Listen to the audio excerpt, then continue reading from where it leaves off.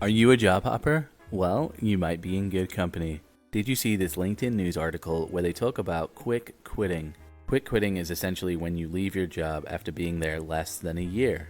No surprises that Gen Z has the highest number of quick quitting.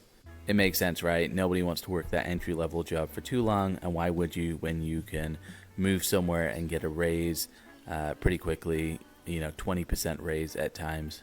But this article points out that, interestingly, the biggest growth in quick quitting comes from VP and executive levels.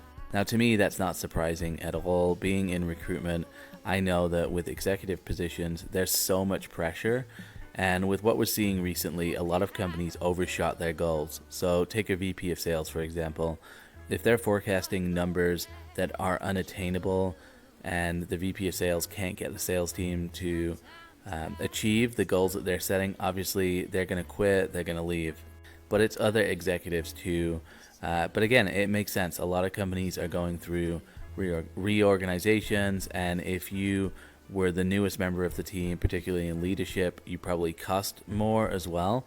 So I think it's a little bit on both sides where, yes, these employees and these leaders are quitting, but there's probably pressure to do so as well. Then you also have to think that just like any other job bucket, right now if you leave, you can get significant raises. So if you can get a 10 or 15% raise and a recruiter like me reaches out to you with a better opportunity, why wouldn't you pursue that?